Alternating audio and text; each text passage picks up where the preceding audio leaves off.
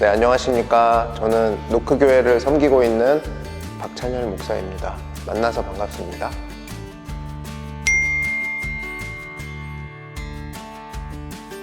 선이라 하면 이제 안쪽에 내가 만들어 놓은 나의 한계의 선, 이런 걸 또 의미하고, 또 바깥쪽으로는 우리가 이제 전통으로 삼은, 아니면 어떤 환경의 선, 이런 것들을 다 포함하는 것 같습니다. 근데 무엇보다도 그 선을 우리의 죄악의 선, 사망의 선, 그 선을 예수님이 넘어오셔서 우리를 품고 생명의 선으로 넘어가셨다라는 것을 좀 부각시키고 싶었고요.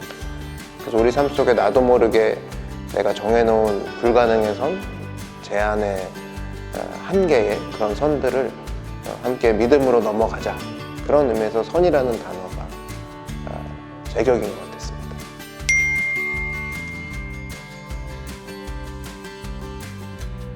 제일 무서운 선이라 하면 내 안에 나도 모르게 계속 정해놓은 선이 있다라는 거죠. 보통 남들이 나한테 해주는 말에 상처를 받고 거기서 이제 힘들다고 얘기를 하는데, 실제로 더 무서운 거는 그 사람은 나와 계속 같이 있을 수는 없습니다. 예를 들면 회사에 어떤 사람이 나를 못 살게 군다.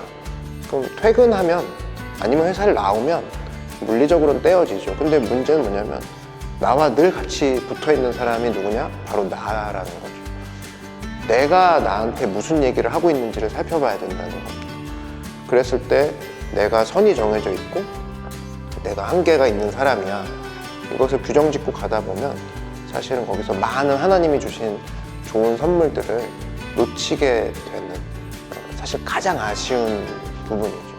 그런 부분을 좀 우리 청년들이, 하나님이 너에게 이미 계획하신 너무나 좋은 계획들이 많아, 선물들이 많아, 이것들을 깨우쳐 주고자, 함께 달려가고자 책의 내용을 그렇게 지었습니다.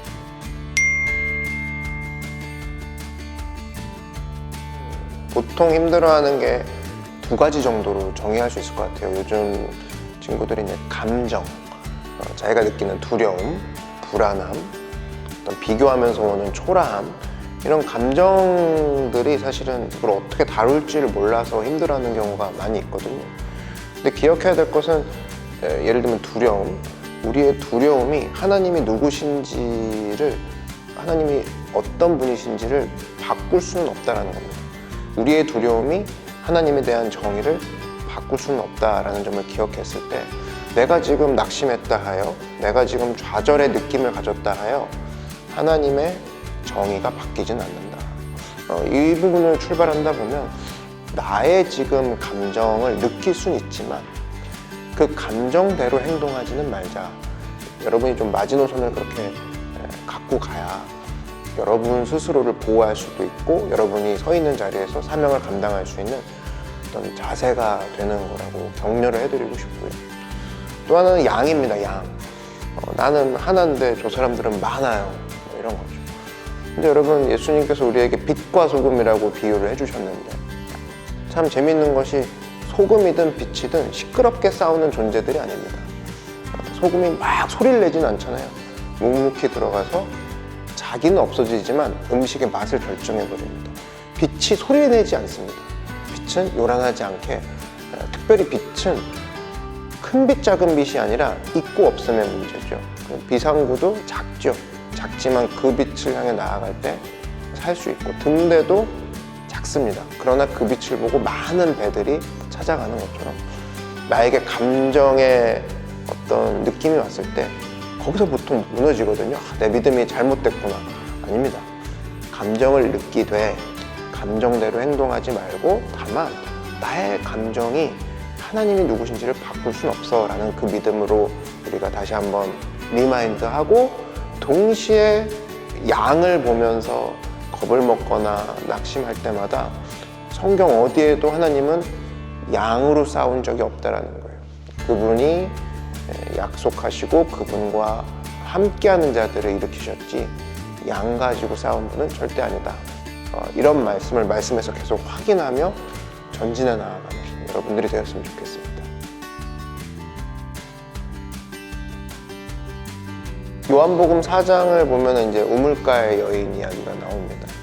예수님께서 이제 우물가의 여인과 대화를 하면서 그 여인을 회복시키는 장면인데, 놀랍게도 그 장면에는 기적이 등장하지 않아요.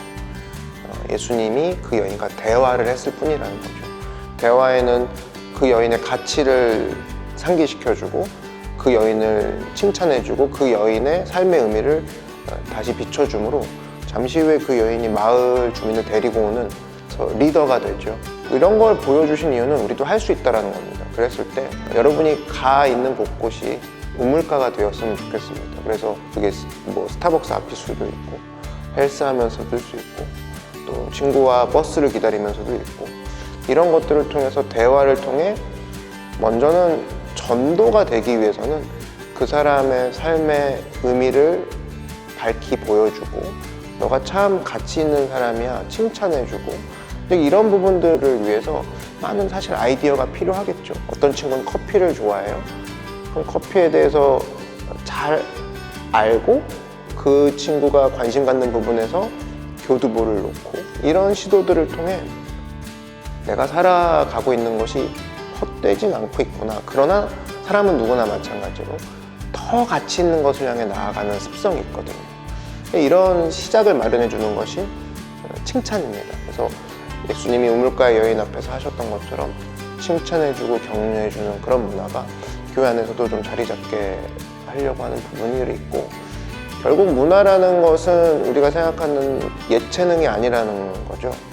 크리스찬이 생각하는 문화, 서로 예수님 안에서 존중하고 또 거절할 줄도 아는 문화, 이런 것들이 참 문화라는 단어로 표현되기 때문에 누구나 문화 제조기가 될 수 있고, 그러나 예수님 안에서 그것이 제조가 되고 확산이 된다면 우리는 꼭 예대를 들어가거나 악기를 다뤄서 문화가 아니라 우리 삶 속에서 예수님의 우물가에 파송된 선교사와 같이 대화로서, 칭찬으로서 그들을 생명 가운데 이끌 수 있다는 그런 사명을 기억하면서 가는 것이 중요하다고 생각합니다.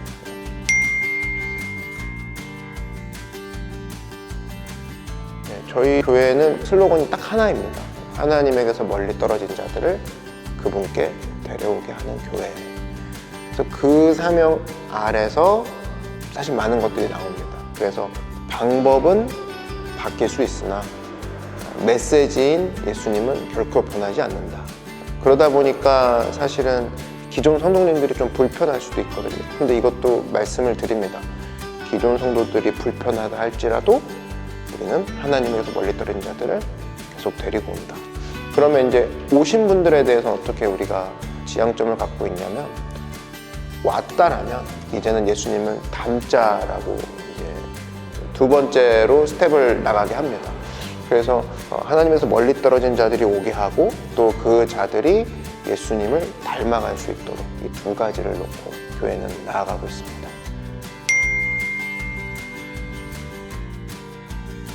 네, 삶에 많은 시즌들이 있을 겁니다. 어떤 분들은 웃을 수 있고, 또 어떤 분들은 그렇지 않고 울 수밖에 없는, 한숨밖에 안 나오는, 그 앞이 안 보이는 여러 분들이 있을 텐데, 중요한 건 성경 66권마다 수많은 시기와 시즌을 보내는 인생들이 나오고, 예수님께서는 그 모든 66권마다 하나님이 함께 하시는, 그 약자들과 어려운 자들과 함께 하시는 하나님도 성경에 볼 수 있다는 겁니다. 그래서 여러분, 힘을 내실 때 예수님께서 나를 붙잡고 계시고 또 나와 함께 선을 넘기 원하신다, 이런 마음을 가지고 각자가 사회가 정해놓은, 과거에 내가 정해놓은 선에 머물지 마시고 예수님과 함께 믿음으로 모든 평범함의 중력, 또 낙심의 중력, 또 내 삶의 포기의 중력들, 이런 중력들로 벗어나 믿음으로 힘찬 선을 넘어가 열매를 맺는 여러분 되길 축복합니다.